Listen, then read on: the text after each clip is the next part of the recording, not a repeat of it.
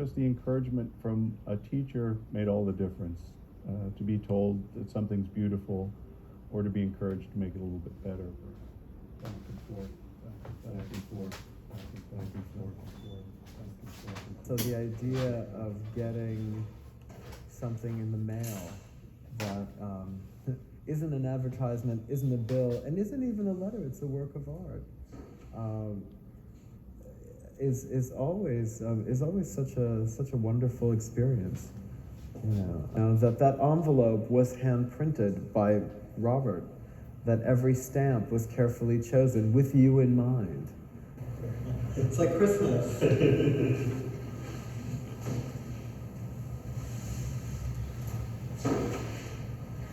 these are letterpress printed, a series of 9 new collages, which are printed letterpress.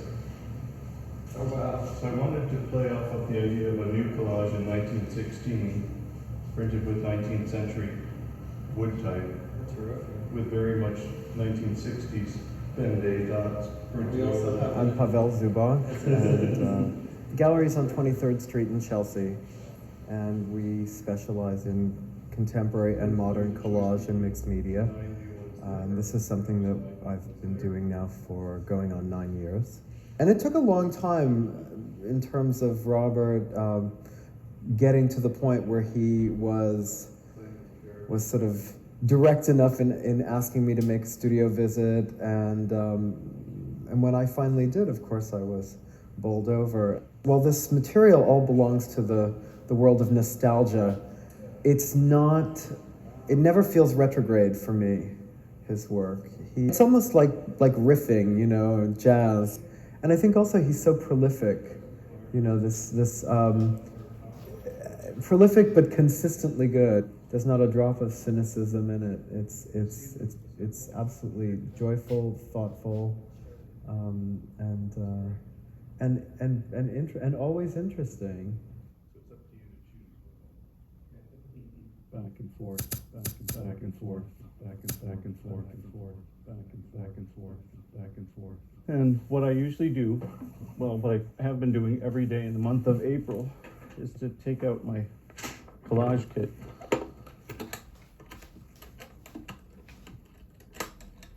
And I've pre-printed envelopes, letterpress printed envelopes. And then I pre-printed the backgrounds. And then what I've been doing is cutting up these 2 catalogs. It's the Electrolux catalogs. So I had the opportunity of using twin images from 2 catalogs.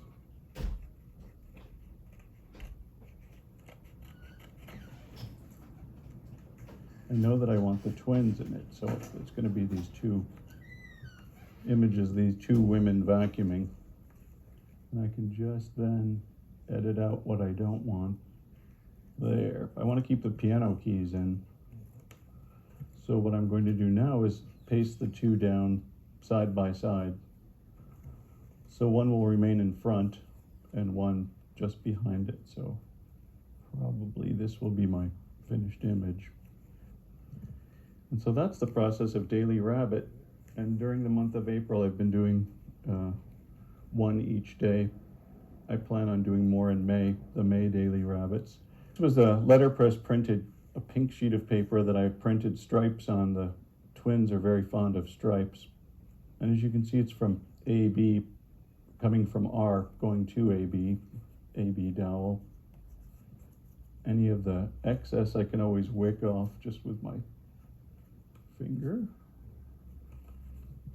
And there you have today's Daily Rabbit. They continue to send rabbits back, the daily rabbits that they send. I can show you what those look like as well. And we speak on the phone usually twice a week, once on Twin Thursday, and then once on Saturday or Sundays. So this is the archive. This is an amazing moment to see how much they've sent. So within the last year, this is the correspondence from AB Dowell that's been coming to me. And they'll send rabbits as well. And the the series of rabbits actually began as what's called a daily habit, which was a cigar label. And then we realized we were sending so much and that was prolific, it became a daily rabbit instead of a daily habit. So it's evolved over the last it's well within a year, because we met last This June. was one of the first boxes. Yeah, so we had saved the labels and what day it arrived, and that has been letterpress printed. So this is one of our first. All these little match boxes, and then inside. We met Robert Warner at the end of last May in North Carolina at the School of Penland School of Crafts. We had both enrolled in courses. I was in a ceramic class. And then I was in Pochoir in the book with Barbara Moriello. And so we met him on the first night. We had like a meeting, and then we went to the bookbinding room, and then that's where we first met Robert. And right when we came in the room, he said, "Twins!" And he got up, and there was just an instant connection. Our daily rabbit out. We exacted that out, and so we get her. So we pochoired the pink on her. So now we're getting ready to outline her silhouette. So we're gonna perforate her outline with the sewing machine.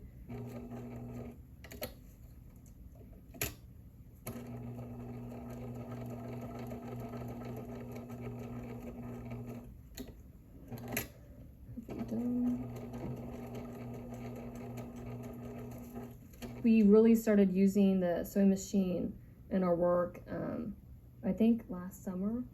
And so it's been something that has added another layer to our correspondence. So our daily rabbit document, since you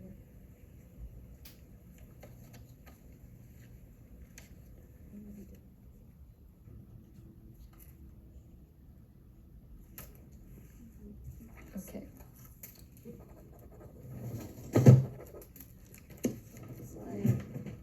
I think we can tell by the writing that this one's from Lynn. Lynn Ingram, and then this postcard's by Mary Morse. So two. From A.B. Dowell, and they sent, shall I just flip through so you can see them? Because it's an amazing collection. And as you can see, each rabbit is unique unto itself between backgrounds, and they're hand sewn. So not only are they painting, sewing, doing silhouettes, but they're also stitching them and numbering them on the back, Daily Rabbit. This was done in December as a Christmas gift. And I once said to my friend Barbara Moriello, "Isn't it amazing?" And she said, "Well, they are two people." So, so it's true. They are two amazing people to correspond with.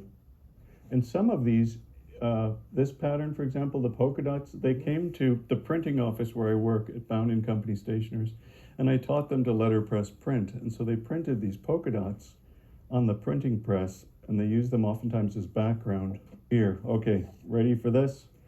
Deck the halls with a deck of daily rabbits, half a year, 26 weeks, 26 pairs of daily rabbits, to our one and only dearest daily rabbit, Robert. Mary, Mary, twin sincerely, and love, A.B. At some point, I'd like to have an exhibition of the back and forth, the Amy Beth to Robert Warner to A.B. Dowell. Back and forth, back and forth. This is a box that I had created for my friend Annie Prue's book, Close Range. Close Range is a series of short stories that came out. One of the short stories was Brokeback Mountain. And in the story, well, as we all know, years later, now that it's a movie and one of the most talked about movies in recent history, there's a shirt within a shirt. So in 1999, I had created this box from bookbinder's cloth. The illustrations are by William Matthews in the original edition. And in the beginning of Brokeback Mountain, there's the first paragraph, which I'd letterpress printed. and then assembled the box as a promotional piece for close range. And so the shirt, I actually went to the Salvation Army to buy 2 flannel shirts and used just the 2 arms. There was a series of 2 of them. Annie Prue has one of them, and I have one of them that's here within my home. It's like a snapshot of an idea or thoughts. It's like you're getting someone's thoughts. And you can read anything you want into it. Like when I get something from the mail, even from the very first thing I ever got from him, there's no, I mean, obviously there's no ABC, this is what this is about. I got to bring my own ideas to it. Even now, when you're with Robert, everything for me becomes more amplified. My eyes are more open and I can see more, you know? And what's so funny is that that's not my name. We didn't know each other very well. And it was from meeting on the phone. This was one of the first things he sent me, and it was pineapples and Indians. Else, this is from 1990. Nancy and Sluggo. Love that, Nancy. Like another part of your brain, right? Like the happy creative side. Just keep it happening. You know, it's again just giving permission. It's a portrait by Ray Johnson, 1989. And as you can see, hopefully you can see it's on the back of an envelope. And when I asked Ray Johnson, I didn't understand if this was my portrait, why am I in these 3? And he said, well, you're a worker ant, you're constantly working. So his idea was to paint me as a worker ant. And so this is all done in ink on the back end of an envelope that I had sent to him, which he had cut out. So it recently surfaced again after many years, and I framed it. So I like to have the portrait nearby as a memory of our correspondence back and forth. And to this day, years have passed, and I'll see someone on the street who was a correspondent of Ray Johnson, and they'll ask as many questions as they can about the correspondence. It was always very mysterious when you'd receive something from Ray, or when he would ask you to.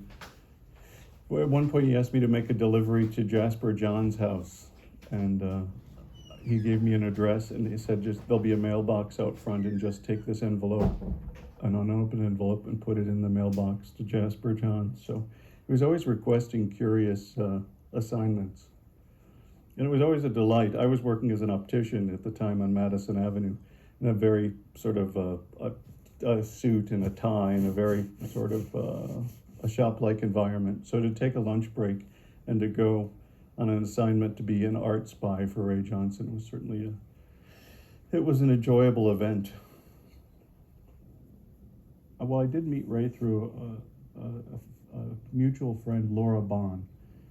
And Laura had a postcard on her bulletin board, which was a heart. When it was tipped up, the heart, the ink bled just a bit. So it said Laura, but it was a bleeding heart, if you will. So Laura said, if you'd like to collage, I did like to collage at that time, she said, I bet you'd like to correspond with Ray Johnson. So I asked for his address. Well, she handed me the postcard. I wrote down his address. Actually, I think I made a Xerox of the postcard. Ray Johnson responded with a letter saying that I was welcome to correspond, and he had a school called the New York Correspondence School. And the New York Correspondence School consisted of Ray Johnson in his house in Locust Valley, and a network of people who he connected through the post office. So over a period of, I suppose, 7 years, I'd received, well, hundreds of pieces of mail. So I'll show you some of the mail. Oftentimes they would be typewritten letters telling me what I should be doing and where I should be sending mail. And we referred to my correspondence as Bob Art. And Ray Johnson would phone and say, during lunch, do you suppose you could go to the Gallery Schlesinger? I have a work of art, a James Cagney collage at the gallery. Could you tell me what's on the right? Could you tell me what's on the left? Could you tell me how much they're telling you the price of the collage?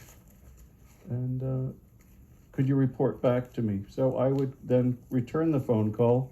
During lunch, I would go, as he asked me to a gallery, to a museum, wherever Ray Johnson would send me. And it was an amazing amount of art spying, if you will, back and forth between gallery to museum. He was a please add to and return to Ray Johnson. A letter would arrive and it would pertain to someone that we both knew. For example, the John Simon Guggenheim Memorial Foundation. And here's one. Bob, please send AD in Japan to John Evans, 199 East 3rd Street, and return the 7-Up to Ray, Locust Valley. The back of an envelope. So it was all very mysterious. I can't say that I completely understand it to this day, but I sure enjoyed the process of receiving and of being sent on a mission to retrieve information for Ray. They're called yearbook heroes because they're people who appear anonymously, and this was a please add to and return to Robert Warner. So Ray Johnson cut out the center of it and put this image that he often used in his work. It seems to be a bit of a button. He was doing a series of tender buttons back and forth, back and forth. Here's a postcard that I had sent to Ray. I had a rubber stamp made. Before I was a printer, I was using rubber stamps. And so Ray added to the postcard and returned it to me. And if you can see on the other side, it's an image of Ray Johnson. So it's a blue bird with Ray Johnson's eyes. Find an object and mail it to me. And he called that his prison walk. And I said, Ray, why are you calling this a prison walk? He said, during the day, he would get out.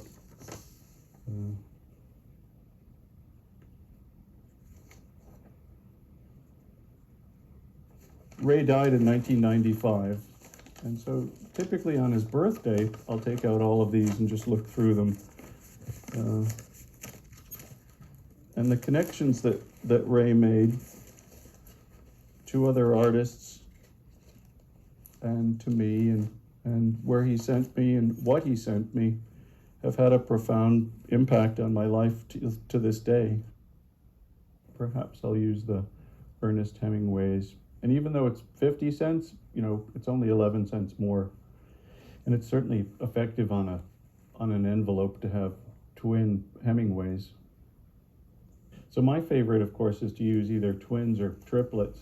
For example, I could use 3 of these Clara Moss stamps and use triplets to send to them because they're 13-cent stamps.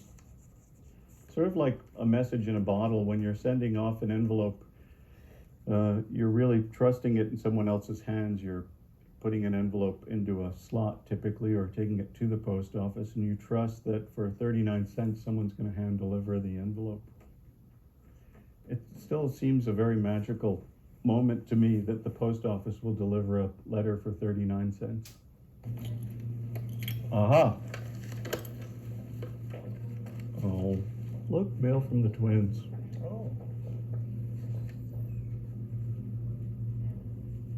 Oh, and notices of boxes to pick up as well. Was our notice for pickup? Notice for pickup for 1, 2, 3, 4, 5 boxes.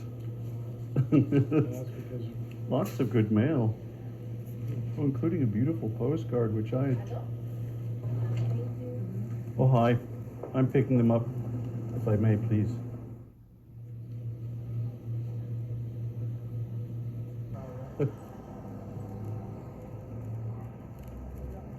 Oh, good. Yes, that's the 1, 2, 3, 4, 5. With all sorts of names. Wendy Hurley, North Manchester, Indiana. Warren Fairbanks, San Anselmo, California. Glad it stopped raining.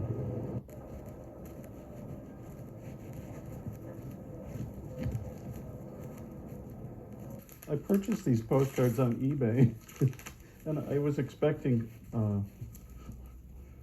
large groups of them, and I guess this must be the one which is the 200 greeting box of, and they're from Batty Homes of Macomb, Mississippi. These are just a perfect collage moment to be able to use the flowers just of this. I don't mind that the corner's missing, it's perfectly okay. Now this says from Warren Fairbanks, and I think it's really good ephemera. I think I've purchased from this vendor before, and if memory serves me correct, it's 150 pieces of ephemera.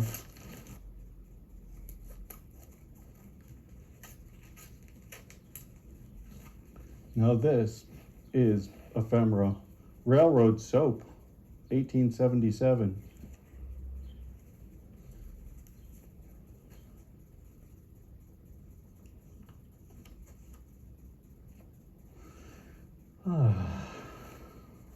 There's something really satisfying about getting 150 pieces of assorted ephemera. Hi, thank you for buying Sportsbook, eBay number 7022105273. That's a lovely image. And early too, 1832. This is what I was talking about, the paper being in really good condition. In 1832, they were still using rag content. So most of this is linen or cotton. Linen rag was used in making paper. So this book, even though it's from 1832, it's pliable. It's still, each page you could bend and it won't crack. Whereas books from the early 1900s, for example, from 1910, by then they were using so much pulp in their, wood pulp in their paper that it would crack when you're bending it. Oh, that's a lovely moment, isn't it? Look at, apparently they were selling 1,000 tags, so this does feel like it could be 1,000. It was advertised on eBay as 1,000 plus tags. Nice reinforcements too. So I'll probably letterpress print on these. Oh, tiny envelopes. When I was looking for small envelopes, I typed in the word small envelopes, and up came these moss-colored envelopes for gift enclosures. So someone at one point must have had these custom made because it's an odd size and certainly a curious color. So I'm happy to have 1,000 moss-colored gift enclosure envelopes. This is a collage which I created within the last few weeks, which is a series of ovals and circles which connect and can be adjusted and moved. The landscape, it was part of a dream that I had of a landscape which evolved both from a flat surface up into a more three-dimensional surface. And so the collages can, the rings and the ovals can move within the surface. The collage is based on a series of these postcards which I purchased at the Chelsea flea market. So I have about 300 of them to work on. So there's plenty of landscapes in my future, I think. I could see Andy Warhol or Greta Garbo on a Saturday morning gathering and purchasing. So it was a wonderful sense of community to know the vendors, from Connie Nadig to Janet West, some of my favorite vendors. Dollar Dick, as we referred to Dick, because whatever you'd buy from him, you'd say, "Oh, Dick, how much is this?" And he'd say, "Oh, that's $1." It's okay. It's just reality film. Do you have use for it? Do you want to give it to the library or to yourself or whatever? Well, what is your definition of ephemera, Janet West? My definition of ephemera is something that should have been thrown away but wasn't for some reason. So it's very ephemeral. It's just like it's gone tomorrow, but for some reason it ends up in a drawer somewhere, or in a box or a bin. Or for sale at Janet's booth. Everything from rope to gears to, oh, look at this ribbon. Aren't you glad that's not ephemeral? Oh, it's the long jump, Janet. Oh, that's lovely. David, do you have an idea of what is ephemera? We're asking each vendor. Oh, this is ephemera. So, Definitely, that's definitely, but it also kind of crosses over yeah, to other kinds of collectibles these days. right. But it started out as in the paper world, So things that people would have, with writing, people notes that people wrote, cards that people wrote. yeah. Valentines are considered. Oh, Valentine's, because you wouldn't normally have saved them Yes, necessarily? right, not necessarily. Let's see what else I'm trying to, for goods, people collect paper, like paper napkins, sewing goods, sewing cards. Well, if you have any sewing cards, that would be amazing.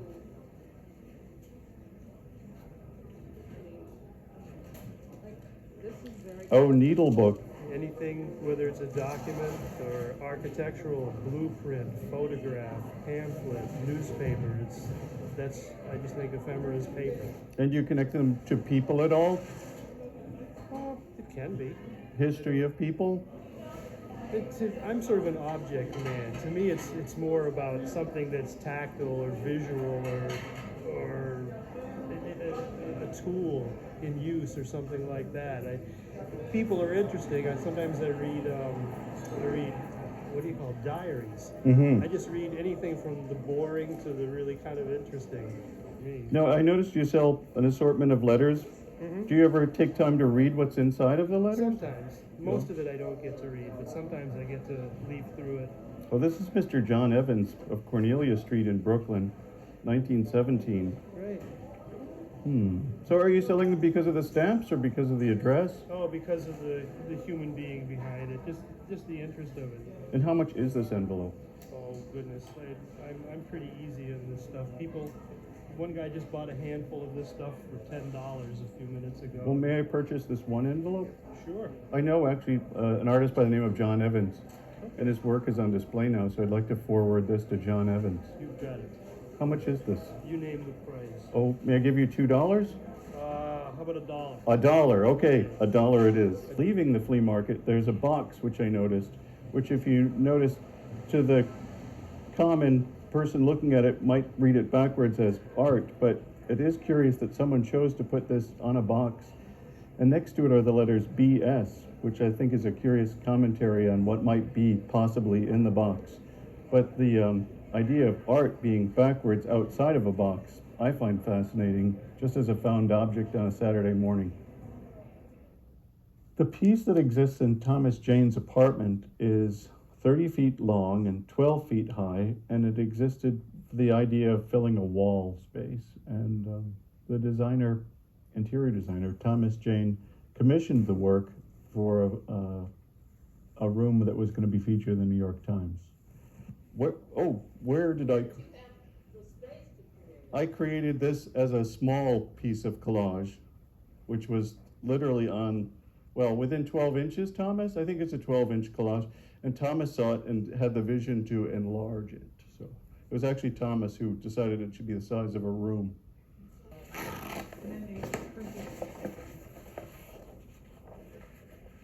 Is that when they celebrate Latter-day Saints, or is it a Saturday Sabbath? Oh, is it? I don't know. I don't know. It is. It's a weekend, isn't it? Latter-day Saints. You're a present-day saint. Ba-dum-bum. That is one beautiful pair of scissors. Thank you so much. This is. Yeah. Oh, it's a good. It feels good in the hand, and what a good. Oh, Vincent van Gogh.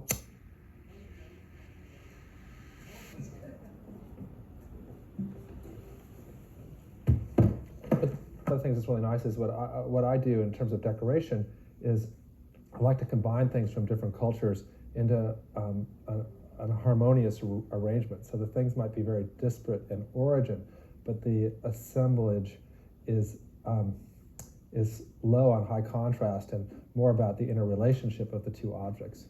And that's a lot what Robert does, in the sense that he makes collages, but they're not about high contrast as much as they are about integrating things into a whole.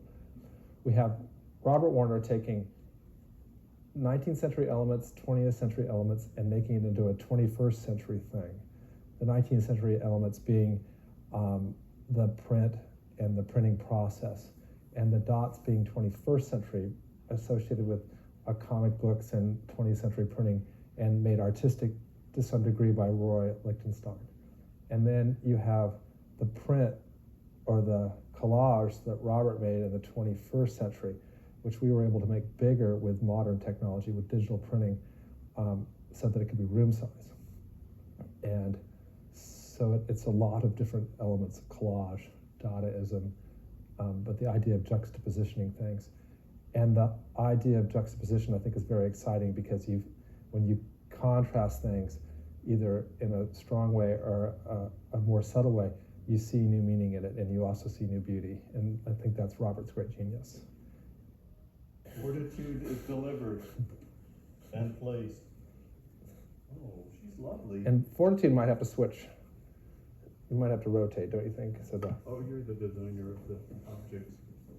The placement is up to you. Oh, better, yes. because now Fortitude is standing against a red background rather than the same color as herself. That's the brilliance of Thomas Jane. Oh, the placement of objects. So now we have Fortitude, and we know that this was made in the English Midlands in the 19th century, early 19th century, and we know it's Fortitude because Fortitude's attribute is a column, and she's bejeweled with seashells from the beach last summer and a neon cord that's used in construction to make sure things are plumb, and then we have a temple by Elaine Greenstein with some objects that she made to go with it. And then we have Robert's collage. And in front of it sits 19th century trunks and two English chairs that have been painted to resemble tortoise.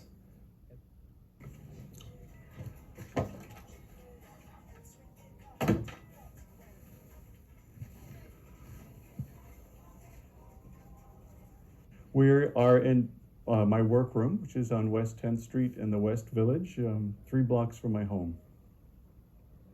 This is the place that I construct my boxes, and I do work for sculptural works for Poets House. I've done installations for window displays, and this is where it all happens. The constructing within this workroom has been many years. It's been 11 years of gathering of objects. One of the last displays that I did on Madison Avenue involved birds, and if you scan up, sometimes I just like to have them around as a reminder of works that I've done. An Emily Dickinson poet box. The idea is that it's constructed so that it could be displayed both this way and that way. It's done on binder's board so that it's very flexible. The riddle we can guess, we speedily despise. Not anything is stale so long as yesterday's surprise. Miss Emily Dickinson. Oh, this was a series called I Gather As Much. And the idea was that there would be stacks, mounds of buttons, mounds of stamps, spools of thread. And the idea was to gather as many of the objects from my workroom and to make large stacks of them in front of them. This was the background for each of them. So the idea of the gleaners actually being in my workroom and taking a drawer of this, a cabinet of that, a basket of this. So there were, I think, 12 in all. Typically it's at 4:40 in the morning, curiously enough. I'm not sure why it's 4:40 in the morning. But at 4:40 in the morning, I will wake from a dream of a desert and start to create vast plains of plain-colored paper, then with intricate, small images across the horizon that can come about just from a dream. I did a series recently called Sleeping with Scissors. The idea was that I had all of these images which I had letterpress printed, and they would be literally next to me, and I would wake up sort of as a jolt and just start cutting them and piecing them together and making some sort of sense of them. Sleeping with Scissors was done for Pavel Zubak Gallery for a show called Pulse New York, which took place just this year at the beginning of 2006. And when I first started receiving plates in the mail, printer's plates, The first to arrive was this ballerina, and she's the first act. Her name is Baby Arlene. I named them according to the B and the A of my friends Amy and Beth. So each of the characters, as I printed them, took on their own names. Arthur, Bauer, as you can see here. And my favorite is the idea that it's all ephemera that exists with the collages. Let's see. All of the characters are assembled here. There's Elma Bird, for example, and the idea was to create 100 collages, which combines both my letterpress printing of the images in blue with wallpaper as background, and they were sold out of a suitcase. Mr. Pavel Zubak, who represents my work, sold them at the Armory show. We had cards like this one that actually gave the names of the different characters, and as people were buying the cards, they actually came with a little sleeve, letterpress printed sleeve, and so it was a very kind of elaborate display, and in its original form it was even more elaborate because it was also a collection of individual character cards, almost like baseball cards. They're almost all gone, yes. And so on the back, as you'll see, they'd be numbered by what act and what scene. So here's a Manet painting with luggage involved. Edward Degas with makeup cases. Paul Cézanne. And the idea was to create collage around Impressionist paintings. Here's the absinthe drinker with green luggage. And as you can see, the little Renoir. And the idea is that they're all going away on vacation. It was a summer installation for a shop window on Madison Avenue for Morgenthau Fredericks opticians. This rather forlorn woman. I'm not sure if she's returning from vacation or she's just about to go on vacation. This Monet, I guess it's Madame Claude Monet, and I think she's just about ready to go on vacation. You notice that her book matches her valises that she's taking on vacation. This Manet, well, this woman's ready to go. She's packed and ready for vacation. These people are a little overpacked, I think, for Mr. Edgar Degas.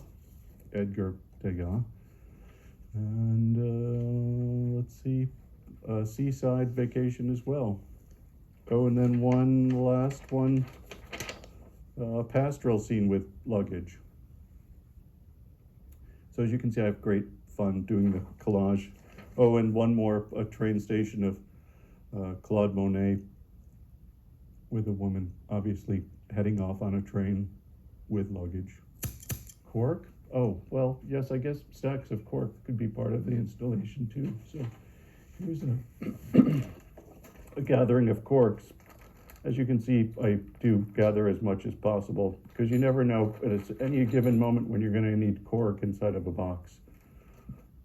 I did an installation to celebrate Joseph Cornell's centennial. I was asked to do an installation of his boxes. So these exist as a document of what Cornell's basement workroom would have looked like. Each of these boxes would have had parts from Joseph Cornell's boxes. So what I did was I bought as many boxes as I could, painted the fronts white, and then put the words that I could see from his workroom, ranging from marbles to cylinder images to dried pigments to winged insects and butterflies. And they were installed at Zier Smith for a centennial of Joseph Cornell's life. I think it was 2003. Correspondence is a way of communicating, of course, and not in an instant way, the way email is, which is a form of correspondence, but to actually have a piece of paper, a collage. I'm sorry we're losing the licking of the stamps, because at one time you were actually sealing a stamp by licking the stamp and putting it on an envelope.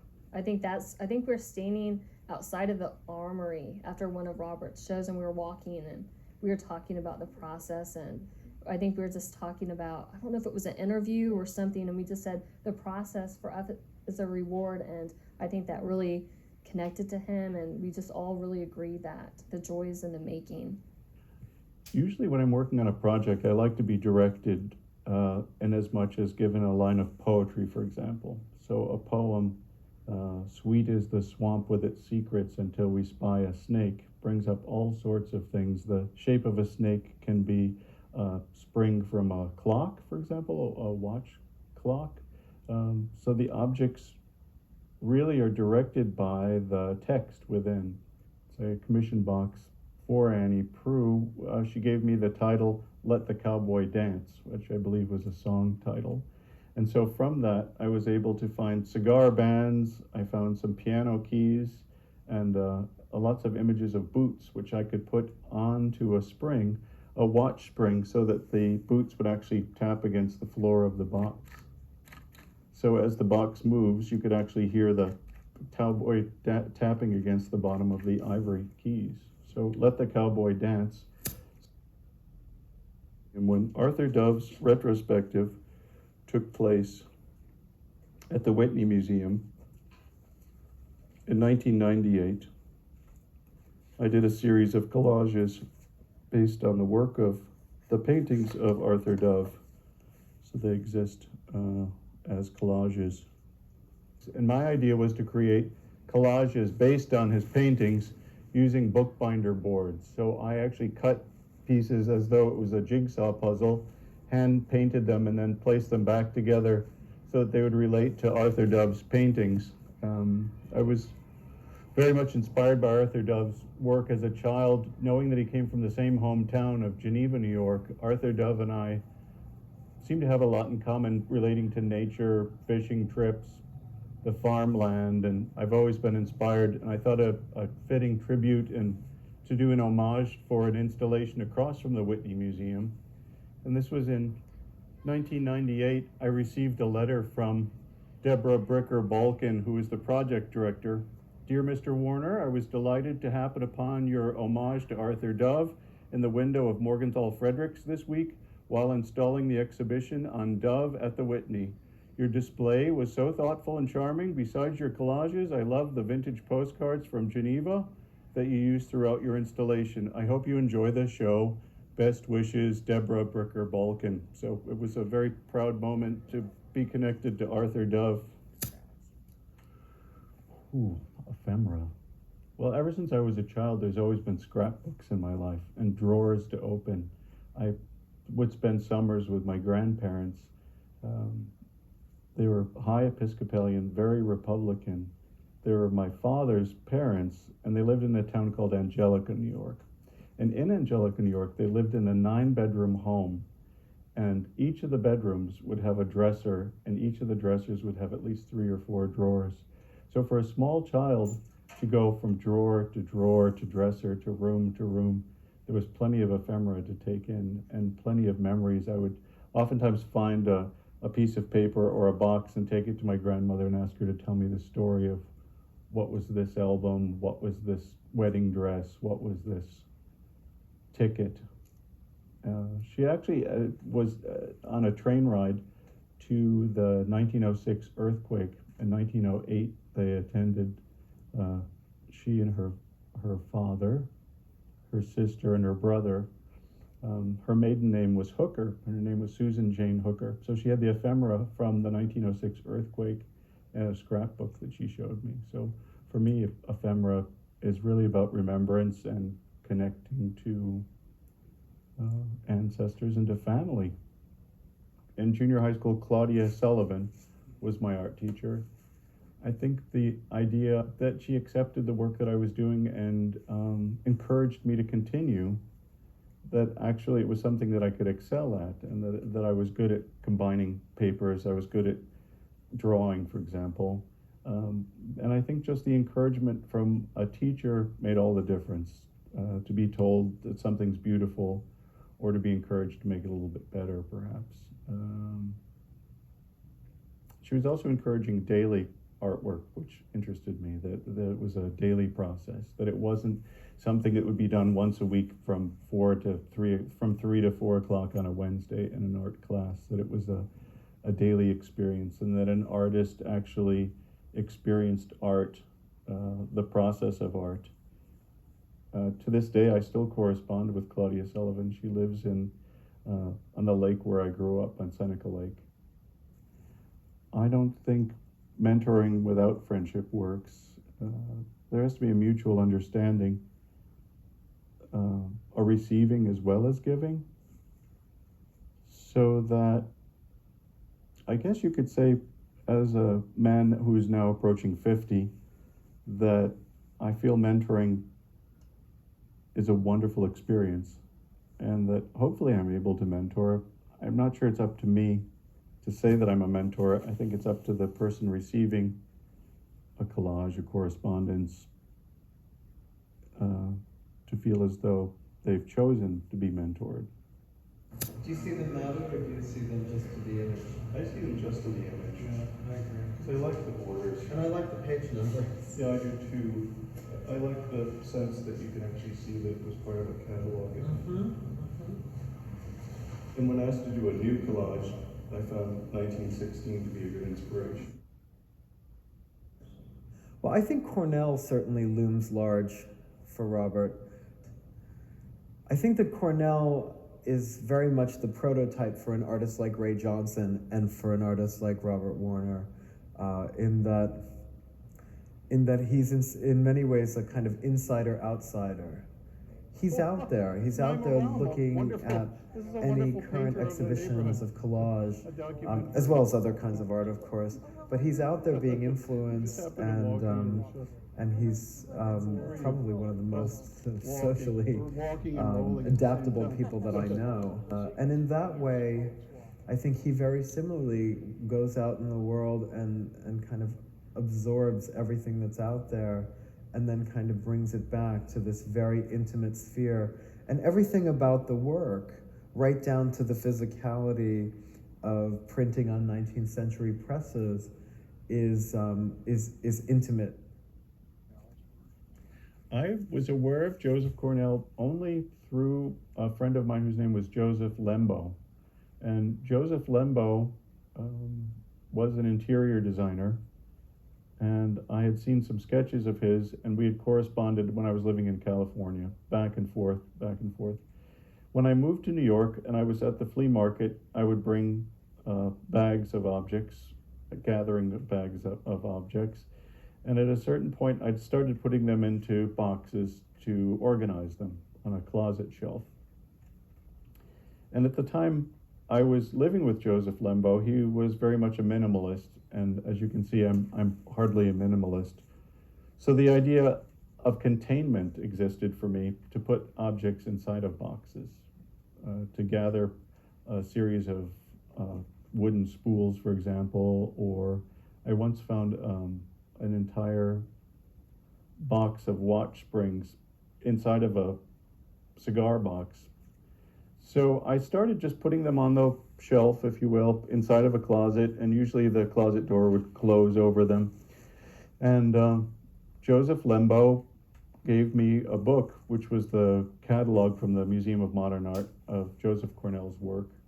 And I came to know Joseph Cornell through Joseph Lembo. Some people are conduits, and they allow things to pass through them. And I think more people could be connectors if they were just open to it. And any given day, if you just notice how many people named Joseph, as we just said, pass into your life. In December of 2003, I was asked to contribute to a project of display, if you will, of objects for Joseph Cornell. And it was 13 artists at Zier Smith on West 25th Street in Chelsea. And the idea was to celebrate the centennial of Joseph Cornell. I created a series of engravings which I collaged together, entitled Story Without a Name for Joseph Cornell. When Joseph Cornell was beginning his collages, he did a series called Story Without a Name for Max Ernst. So it seemed fitting to me to provide collages of engravings for Joseph Cornell. That's why the series is called Story Without a Name for Joseph Cornell.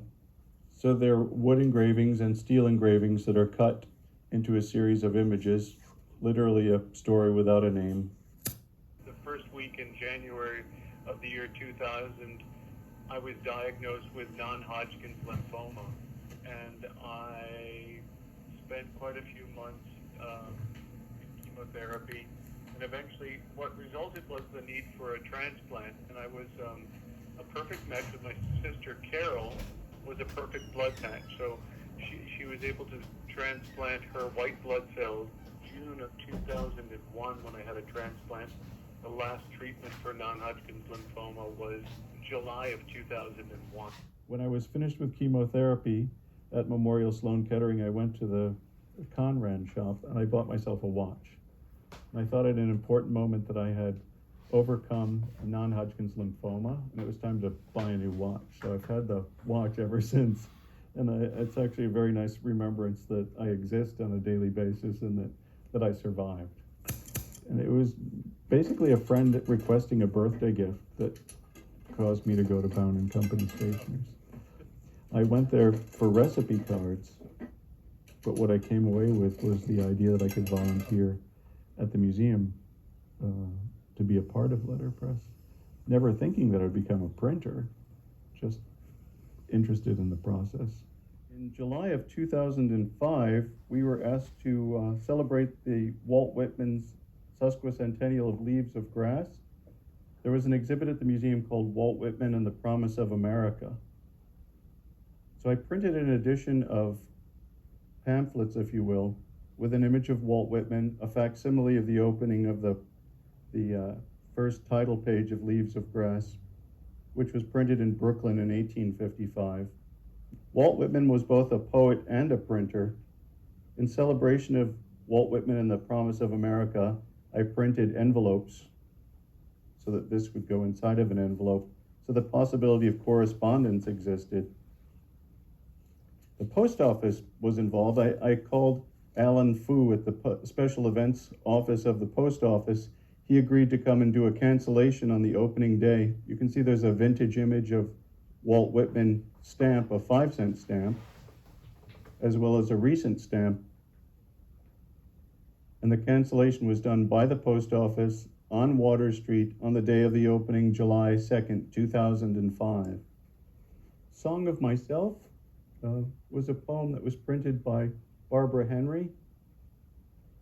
Barbara was the woman who taught me to print at the museum, and I'm very proud to say that I've learned printing. I apprenticed at the age of 39 years old. I'm proud to say now that I'm the curator, so Barbara has passed the torch, if you will, and I hope one day to be able to have the honor of passing the torch as well. But at this point, I'm very proud to be both a printer, a curator, a compositor of type. Bound & Company Stationers was founded in 1775 by Robert Bound. It exists today as the oldest existing company that operates under the same name in New York City. Itself dates back to 1875. The idea was to recreate a working shop. And we continue printing today, setting type and composing wedding invitations, birth announcements. It must be the time of year. Let's see what happened 8 months ago. They usually come in their 8th month. And they'll say, do you do birth announcements? Oh, yes, we do. How does that work? So then we set the type. We show them a proof before the baby's born. So Nick and I set the type in advance with as much information as we know. Usually you don't know if it's a boy or a girl, but sometimes they know in advance. At top speed, I can print 800 sheets an hour.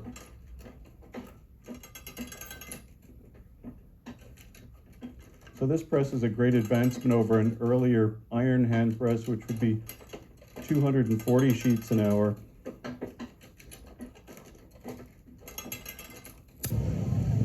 Every year for the Brooklyn Bridge Poetry Walk, a benefit for Poets House, I create a box which has a handle on the top, and I assemble the box in my workroom, typically the day of the walk. So this afternoon I assembled the box. I had pre-printed the program cover, so I've used the program cover, and each of the poets will sign in on the back of the box. Whoa, are those good ones, huh? Thanks. Yeah, LAI works. They make good glasses. Nice. Oh, good. Thank you. You're the master of ceremonies this evening. It's sort of an exalted title. Thank you. I always enjoyed your writing, so it's nice to see your writing. So I'd be honored if you'd sign our. Certainly. Thank you, Bridgewalkers, for believing in Poets House and walking with us. Thank you, staff and volunteers, for your help tonight and so many nights. Thank you, Robert Warner. Where are you? There you are. For having hand set the print to our printed program and for making another beautiful Bridgewalk box. As many of you know, this is an annual tradition that we keep. He walks at the head of the parade with a box that he has built for us for the day. Voices of the poets who walk with us: Billy Collins, Toy Derricott, Phil Levine, and Galway Cannell. Of course, Stanley Kunitz and Hart Crane and Marion Moore are also with us. Indeed, one of poetry's great pleasures is to be in intimate conversation with those who have come before us and will follow. Marion Moore's poem is called Granite and Steel. Enfranchising cable, silvered by the sea, of woven wire, grayed by the mist, and liberty dominate the bay, her feet as one on shattered chains, once whole links wrought by tyranny. Kind of poetic hunting gathering. I remember that lunch. I remember that lunch. And a conversation about Robert going to the flea markets. It started a whole new train of thought for me and resulted in his whole series of poems about the box artist who goes collecting things. So what you do has made a real impact on me in my artistic life too. This is 1997, assembled and carried across the Brooklyn Bridge in celebration of the Poets House Walk. Kind regards, R. Warner. So That's a wonderful one. There's Hart Crane in Brooklyn and Walt Whitman. That's great, having that box within a box. I have an artist's collage box that ripples with purple velvet, glue and stitches hidden. 4 luminous crystal marbles nestle in like miniature ballerinas, and a single phrase from Keats is throned on a tiny stage, the wakeful anguish of the soul. Every Sunday, the box artist goes to the 9th Street flea market to find materials. His companion searches exclusively for antique postcards of laundry lines. When I was a girl, I arranged moss and shoeboxes, miniature world, focused attention, green into green. My friends Amy and Beth said that the reward really is in the process. I think that's true. I think I learned that in an early age, but it was nice to hear it again. That the reward truly is in the process of art. It's not just a finished project. Oftentimes, when I'm working on something, the anticipation of the work fuels me much more than the finished product. I'm not so much concerned when it's finished that it'll hang on someone's wall, but the process of creating it. Sometimes in a subway, someone will leave a newspaper or a newspaper clipping on the subway. So, it still happens that there's objects that are gathered on the street, under the streets, on a bridge.